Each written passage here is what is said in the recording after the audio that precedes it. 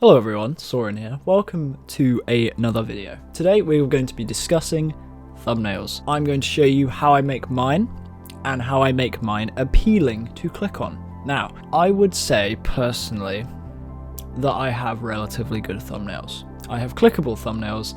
The problem is I'm not a huge YouTuber because I don't have very good content. It's very below mediocre. So if you've got good content but you don't have great thumbnails, check this video out because I got some tips for you. Before we start making thumbnails, you kind of need to have an understanding of a couple of things. You need to understand the artistic principles such as color theory, rule of thirds, negative space, and tones. It's all boring stuff, artistic stuff.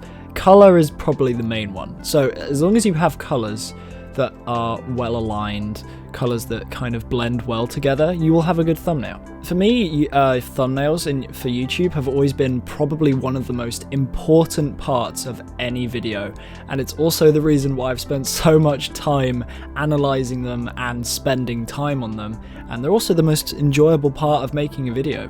For me, at least, because they are the first things that people will look at when they see a video in their recommendations or they search something up on YouTube search.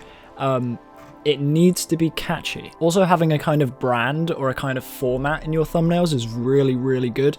And it's something that I've just started doing, like literally today. I've started putting my little channel mascot in some of the video thumbnails that don't already have a picture of me. Right, so here's the thing. Thumbnails need to be the same aspect ratio, which is 1080p or something like that. You can also go down to 1270 by 720, but only do that if you have a relatively low quality image. So I'm not going to do that because I think the example I have is pretty high quality.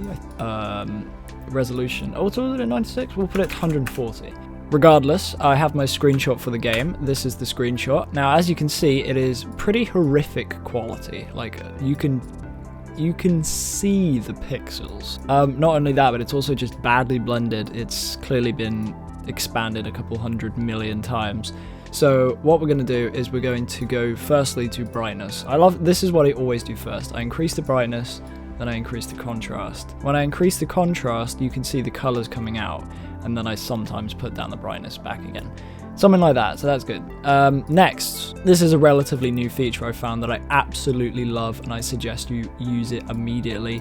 It's the detail sharpening in the camera raw filter. So you increase luminance, is what I like to do first, and then luminance detail.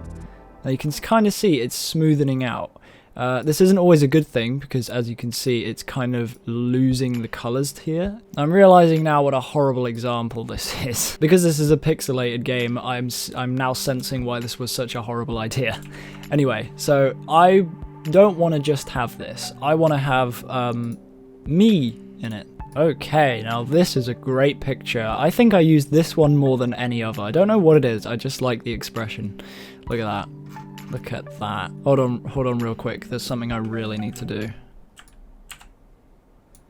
We need to cut out this image. So we're going to cut out this image using probably the worst tool you could ever use, which is the lasso tool. The lasso tool. You shouldn't use this. You should always use like the pen tool or something. But I'm lazy and I want to do this right now. So I'm going to do that, and I'm going to get back to you in a minute.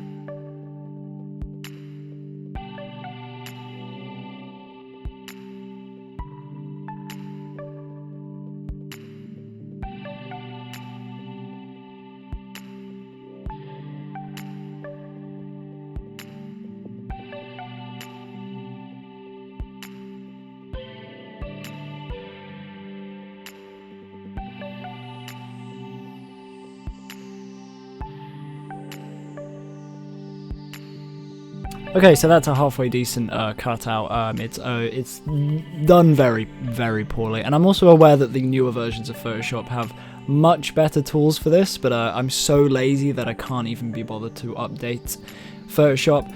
But now I've got this. Now, what do you need to do to this? Well, first of all, you can use the blemish tool to get rid of tiny imperfections, or in my case, my entire face, because it's disgusting.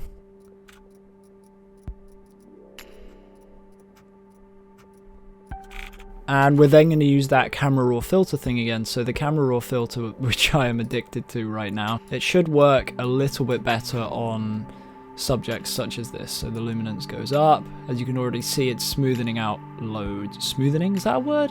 Smoothing. It's already smoothing out loads. Don't decrease the detail too much. You still want to get some of that detail. I'm going to increase the brightness and the contrast. It's always my go-to tool whenever I do that. So here we go. So now I've got me next to this pretty bad pixelated version of the Rouge.exe front screen. But never fear, we're going to do something with that as well. So we're going to move this over here. Actually, you know what I should have done? I should have converted that to a smart object, and I didn't. Very silly of me.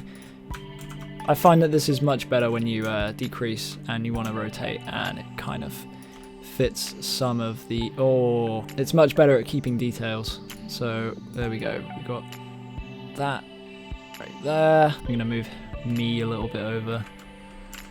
There we go. Now, from a distance, this looks alright. But as you can see, it's still a little bit messy. So what we want to do is we want to add... So we want to increase the saturation a little bit. So it's much nicer colours, and we might do that on me as well. Oh my god, it's horrific. Yeah, don't ever do this unless you have such a low quality picture that you... Oh my, that is the most horrific thing I've ever seen. Mind you, it is a horror game. I might do that. That could work, now that I think about it. And if I increase the brightness, contrast, pretty good, pretty good, pretty good, pretty good, pretty good. What else did I do? I actually used something I haven't used in a very long time, and that was a kind of like a lens flare. I'm going to experiment with something random. So this is what I used to love doing, is putting starry backgrounds over and then using the screen effect. Now you can see why I would like that, but it's not very good. So if I'm going to readjust that just over here, maybe make the light up there. Okay, I've decided to just put a massive lens flare there instead, so you know what, fine. Yeah, so yeah, after that you can just do finishing touches, I guess mess with your settings a little bit. You can still see this pixelation here. From a distance though, looks alright. I think I might just do a quick little purple overlay for this bit here though. And I'll actually just do a gradient, and we'll do like a soft lay overlay, and then you can kind of get the purple in there. So yeah, from a distance that looks alright. I probably would flatten the image and brighten up and do a couple of random things again. I'm not actually liking this oil paint thing now. It looks horrible. Yeah, but these are just things. The thing with making thumbnails in Photoshop is you need to experiment with literally everything you have. All of these tools here are tools to help you, so yeah. And the other thing I always suggest doing is getting a screenshot from the game that is probably the highlight part of the game, or indeed the video you've made. So for example, I'll open up like this. This is Anomaly. So as you can see, I've done the same thing. I've increased brightness and contrast, and I've messed with the colors, because the original screenshot I had was absolutely horrific. You could see barely nothing, but this was the creature that was chasing you in that game. Yeah, so once I brightened it up, used camera raw filter, you can kind of see what's going on, and then instead of having my face, I put the character. So now from a distance you can kind of see what's going on.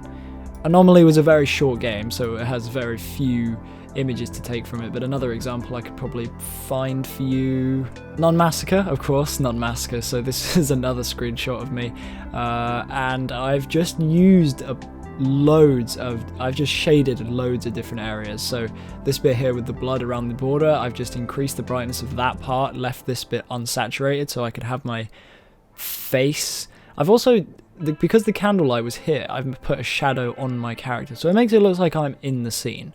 I kind of like that. And then I've put the SCP face, because everything needs to have the SCP face, come on now.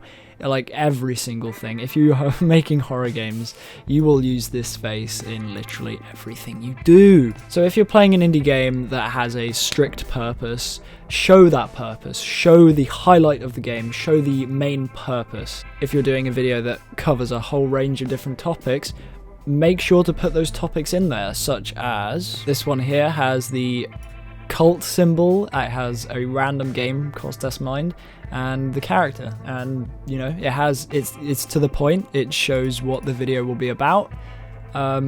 the most simple one, a creepy face. Because the game was about a smiling demon. So put a creepy smiling face on it. You've got the purpose of point, and you've got your point across. Sometimes it's good to be simple in making thumbnails, and sometimes it's good to do the exact opposite. Be as absolutely crazy as you can. But yeah, to put it into perspective, just get your point across.